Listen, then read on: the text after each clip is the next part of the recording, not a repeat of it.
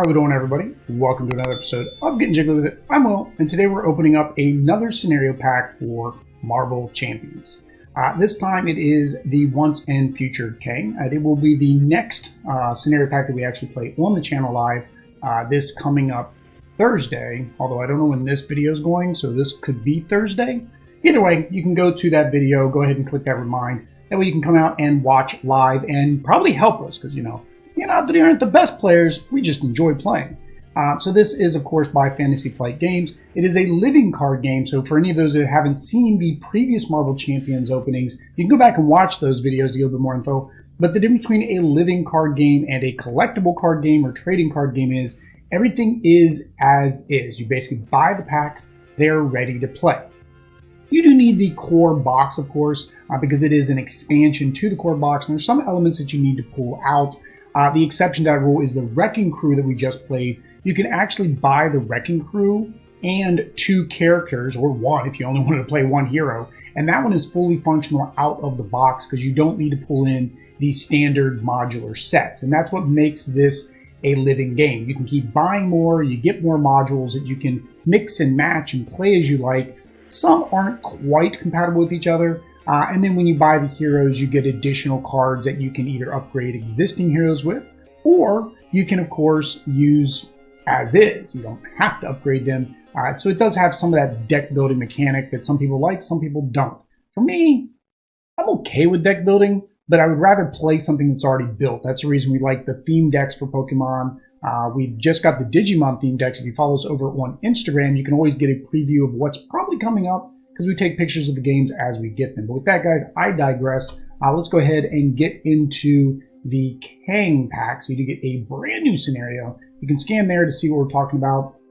It is recommended 14 plus, 1 to 4 players, 45 to 90 minutes. And I don't think me and Adri have ever beaten any of the scenarios in the time frame that it says.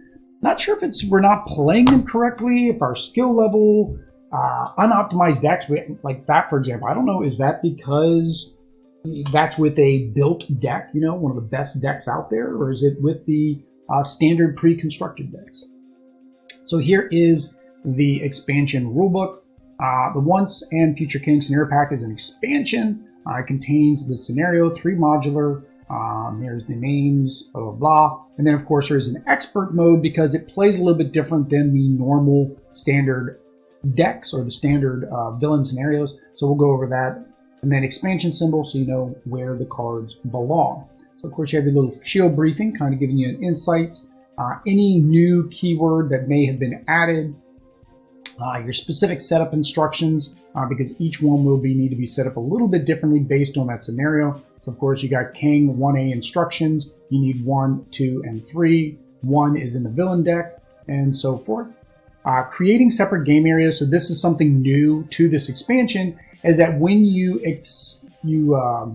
progress through the different phases, one of the phases is going to throw your heroes into different timelines or different times with Kang.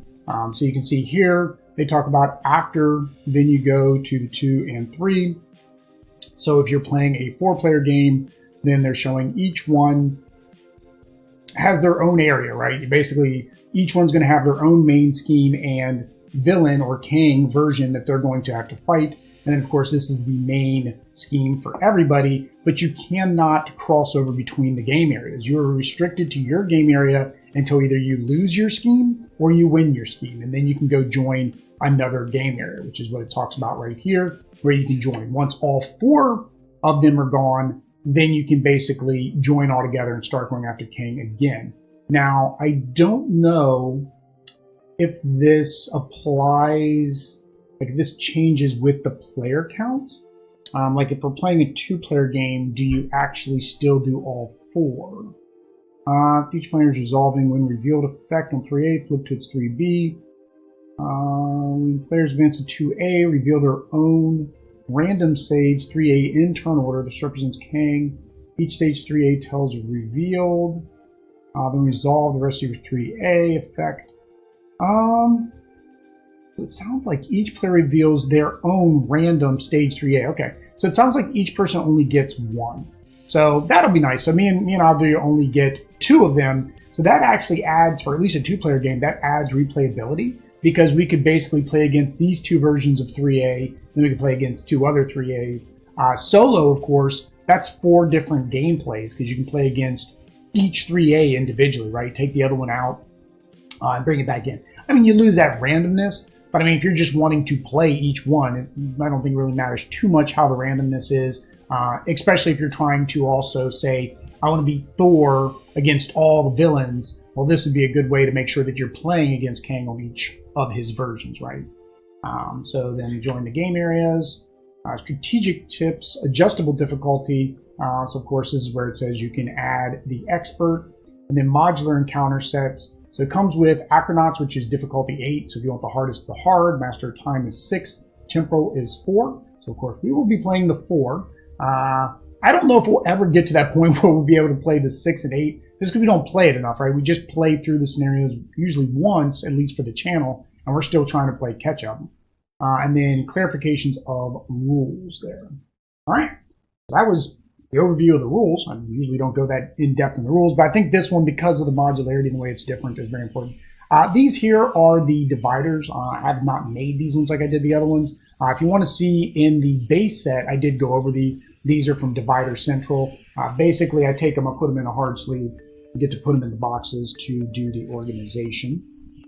All right, and now let's get into the actual card overview. All right, so I guess we'll stack it like that. Mucho cards. I don't even know if we're gonna have enough sleeves for this. All right, so we do have Kang the Conqueror.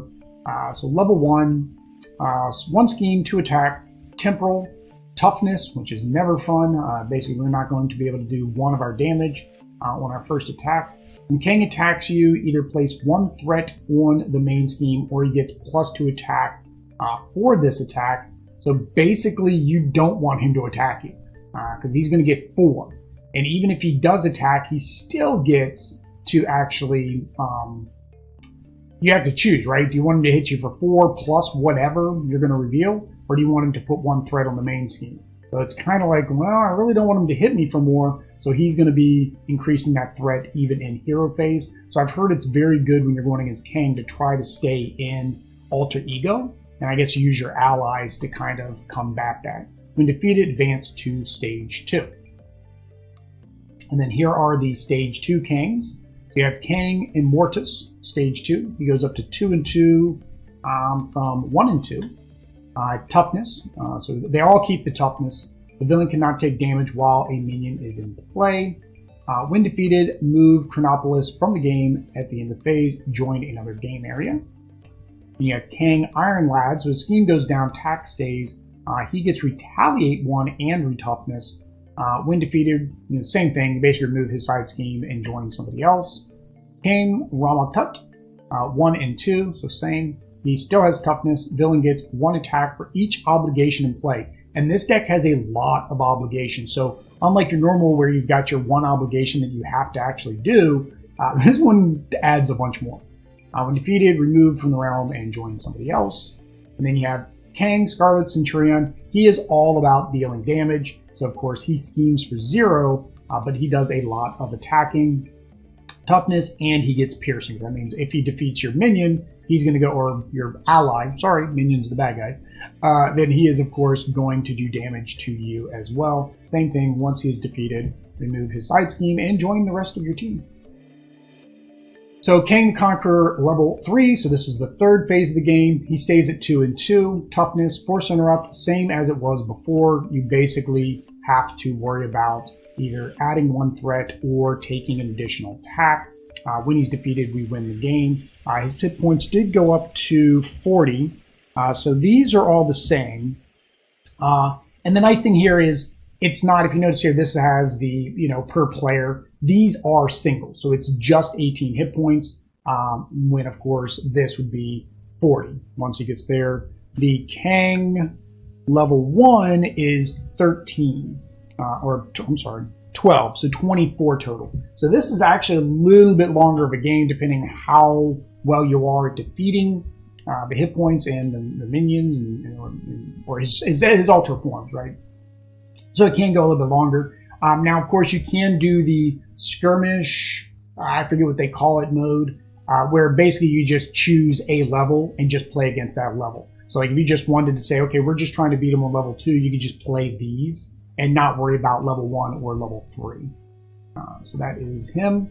So for his main scheme, 7 threat times number of people. Kang believes that defeating the Earth's mightiest heroes, the rest of the planet will submit to his rule. When revealed, deal each player an encounter card.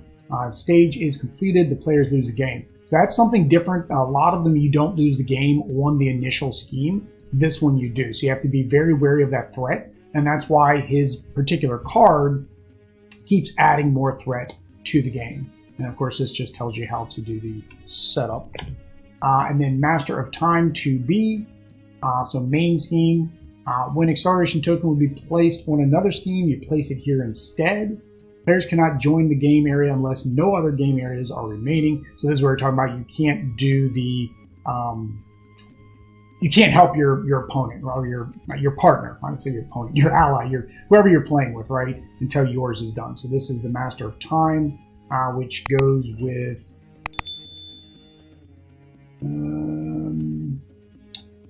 Oh, this is, I think, yeah, this is his. This is his specific one.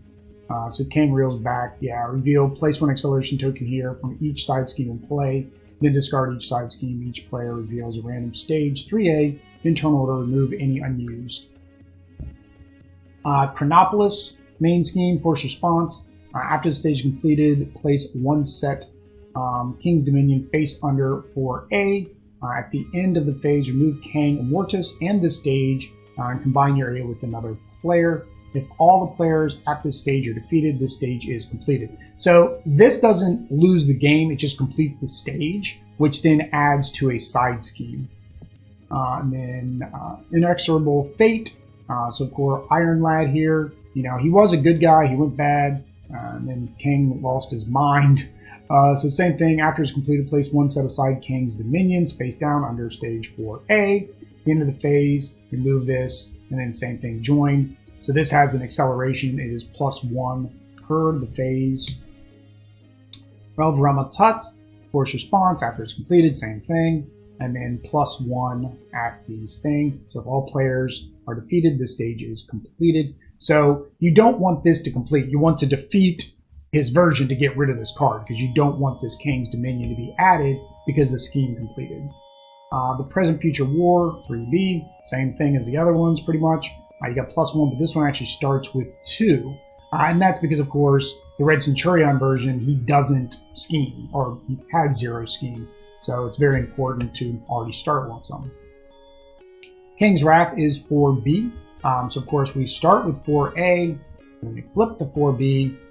Each player searches the encounter deck discard pile and set aside their nemesis. So everybody's going to have to face their nemesis. You don't have to wait for it comes through the actual draw of the card from the standard deck. This here, I believe once you get here, you don't actually draw from the encounter deck anymore. And then here are his attachments. The temporal shield, temporal shield. Sword is another division of shield. It's the space one, and then you have shield, which is the earth one. But that's in the comics. You guys go read the comics. Force interrupt when Kang is, I don't know what I'm doing. I'm like all spastic. Attack, discard temporal shield, prevent all damage from the attack, and deal 1 damage to the attacker. Okay, so it's kind of like there's a shield like this in one of the decks. I can't remember who. So you basically attack him, and then it bounces back off of the shield. Future weapon, +2 attack. Attacks to Kang. When Kang attacks, the attack gains overkill. That's not good. If this attack damages a hero, that hero is stunned. After this attack, discard a future weapon. Attached to your identity. So this is attaching to us. When attach your character when ready, discard this instead. And then boost attached to your identity. So basically, you're frozen. So you can't do anything, right? You, instead of readying your character, you're going to basically get rid of this card. Minion, you got some microbots. They are guard, which means you can't attack Kang, and they retaliate for 1. Boost, it gives him a tough status. So a bunch of those guys. Another obligation, so this is where we're talking about you get some obligations attached to you, which some of his cards are going to increase his damage because of it. Temporal, after you use a basic hero, take a damage. So if you use your hero powers, you're taking damage. And alter ego, you have to discard a fighting resource to discard this obligation. So basically you have to be an alter ego to get rid of this, and then you have to get rid of a resource. Are these both same? Weekend? It's the same art, Will. It's the same art. You should know they're the same. Another obligation, Stolen Memories. It's got Ultron there. Place the top 8 cards of your deck face down under this card. Wow, so you lose it.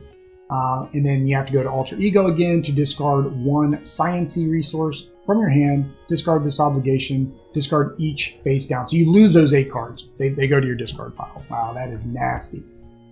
Depowered, he's depowering Captain America there, cannot play hero-specific cards. Ooh. Discard a hero-specific card from your hand.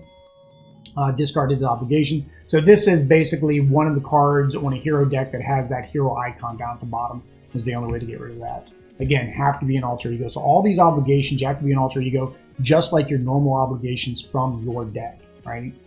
When revealed, discard the highest cost card you controlled and place it face down under this card. Discard a lightning resource to discard this card, and you lose the face down card, which is probably one of your big heavy hitters or something like that. Never want to lose those high value cards. Corrupted Time Stream, Side Scheme. Players cannot trigger alter ego abilities. Ooh, that's not good. So if you have something like a character that their alter ego allows them to heal or a supporter, you'll lose that ability. Each player must discard 1 random card from their hand or place 2 threat here when it is revealed. So you either do this or this when revealed. It starts with 2. So then you also have to either add another 2 to make it 4 or discard, in our case, 2 cards. Here's that Kang's Dominion. So this is the one, if you fail the second stage main missions, this side scheme shows up. And Kang cannot take damage while this is out. When defeated, deal the player who defeated this scheme an encounter card. So you also have to take another encounter card, and then it starts with 3 times the number of players. So that is 6 in a 2-player game. No bueno. And there are multiple of these. I guess each one gets their own Kang's Dominion. It didn't say. I think it said, let's see if we can find where are those main schemes at. Okay, here we go. After the stage completed, place 1 set aside. Yeah, so it has to be a brand new one. Wow, so each person that fails their mission is going to attach one of these Kang's Dominion cards. Pin down when revealed, place 2 threat here for each obligation played. And of course, while this is out, you cannot attack or cannot do the main mission. Side mission, when defeated, discard cards from the top of the encounter deck until a minion is discarded. Put that minion into play, engage the player. And then, of course, it also increases the threat on the main scheme. Starts with 4. It's kind of high. And then the problem is, as you're discarding your encounter deck, if you make it all the way through the encounter deck, that adds an acceleration token to the main scheme. So 2 of those. All right. And then his Treachery. Energy Blast, when revealed, alter ego, you discard an ally support you control. If you cannot, this card gains Surge. Hero, he just attacks you. I guess that's not too bad. That's bad because if you don't have an ally support, you're going to have to take another encounter card. Manipulated Time Stream, when revealed, discard each event from your hand. No events are discarded, it gains Surge, so now you have to take another one again. Wow. Time Travel Tactics, Treachery, so it already gains Surge just for playing it. When revealed, each player takes 1 indirect damage for each obligation. So this is where I said the more of those obligations you have not gotten rid of, the more this is going to impact you. Some of them have no constant effect, at least to where it would impact your game. However, if you leave it out there and this card gets drawn, it could actually be very bad.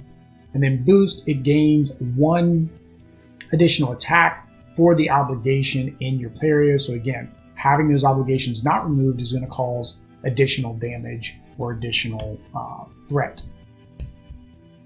Past Machinations, Insight 1, place 1 threat on the main scheme when this card is revealed. When revealed, each player searches the encounter deck and discard pile for a different obligation, reveals it, and shuffles the encounter deck. Oh, so you have to take an obligation. So this is very similar to the one that's, of course, in the main deck, which tells you to get your obligation. Well, normally you shuffle your obligation in. Ancient Warrior, Quick Strike, and then Boost. That includes a stun. I can't remember what the Quick Strike ability does. I imagine it means that they go first before the villain. Is that a new rule in here? Where was the villain? No, Quick Strike isn't mentioned here, so I'd have to look at it. That's what it sounds like. It sounds like they get there faster, so they're going to be able to strike first. I don't know if it's they strike first before the villain, or they strike first before the other minions. You guys let me know down in the comments if you know. Of course, I'll have to look it up after I'm done filming. Chitauri Soldier, 1/1. Forced to interrupt. When Chitauri Soldier attacks, you discard the top card of the encounter deck. Take indirect damage equal to the number of the boost die. Oh wow, so he gets extra attack from a boost card. Not very common in the minions. Tyrannosaurus Rex. Energy, temporal, toughness. Tyrannosaurus Rex gains piercing. So he gets piercing. He already does 3 damage. 6 hit points. That is a rough one. This one's definitely going to take us a lot of beat. Time Portal. Forced to interrupt. When this scheme is defeated, shuffle it into the encounter deck instead of discarding it. Okay, so it can keep coming back. And then it does +1 encounter card. Alright. And then these are the Expert Kang cards. I don't know if it's all of these. It seems like these things are way out of order to how you would normally go through them. So he does go up to 3, so he gets 3 attack, and then the same thing, he has that same Force to Interrupt advance. So all this is pretty much the same. He just gets an additional attack. He gets an additional scheme, if I remember correctly. I guess we need to go back and grab them so we can just double check. Bop, bop, bop, bop. There we go. So yeah, it goes from 2-2. It goes from 2-2 to 3-2. Hit points goes from 18 to 22, so all their hit points go up to 22. It goes from 1-2 to 2-3. He goes from 1-2 to 2-3. Wow. And he goes from 0-3 to 1-4. Oh, that is nasty, because now he is able to place threat on the scheme. And then Kang level 3, didn't mention out. Kang level 3 is a 2-2. He goes to a 3-3 from 20 hit points per player to 25 hit points per player. All right. And then here is the... Okay, that's why they put them separate. So these are the other the modules, right? So here are the Acronauts. These are the more difficult one. So there's the Minion. When revealed, discard any ally or support you control. Exhaust a character you control. Give this enemy another boost card. Huh. That's not good. Give this enemy another boost card. What's... Oh, okay, so you flip another card from the encounter deck and count whatever that boost is. Okay, so that's like a double encounter card. That's not good. Death Hunt 9000. Toughness, that's not good. Villainous, when the minion activates, give it a boost. Oh, he gets a boost card, so he's the same as the Chitauri.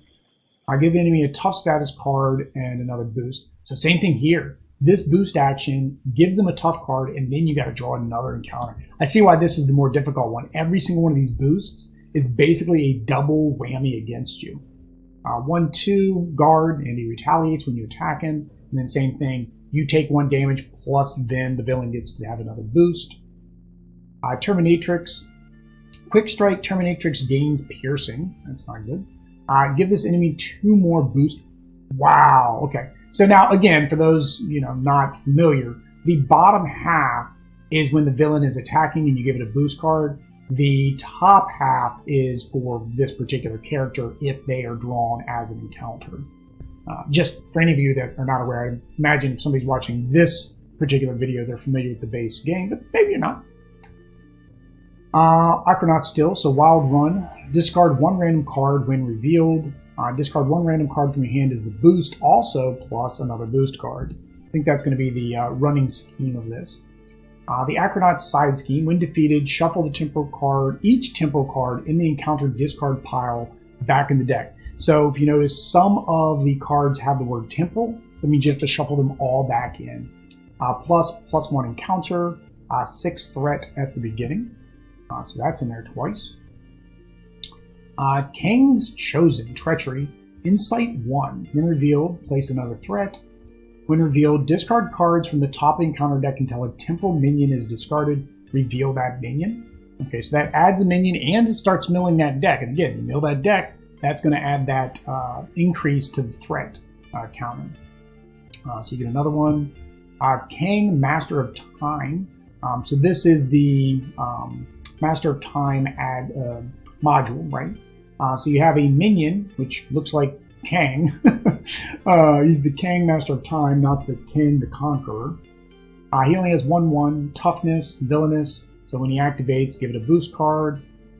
Kang Master of Time gets +1 scheme, +1 attack for each obligation. Okay, so it's another one of those ones that builds off the obligations. Time Displaced Soldier, 1/2, Insight plus Surge. Deal yourself 1 face down encounter card. Fear of Kang is another obligation card for Master of Time. You cannot attack Kang, alter ego action, discard a random card from your hand, and then you can discard this obligation. So basically, kind of like Guard. While this is out, you're not going to be able to defeat Kang. So 2 of those. The side scheme for this is Light of Century's Sphere. When defeated, discard cards from the top of the encounter deck until a minion is discarded. Put that minion into play with whoever defeated it. So again, that's another one of those ones where you're going to be milling through that deck if you can't get a minion pretty quick. While it's out, +1 encounter, and it starts with 6 threat. And then the Master of Time, okay, there's 2 more. So there's 2 of these. Ancient Grudge, Treachery card. When revealed, Kang Master of Time activates against you.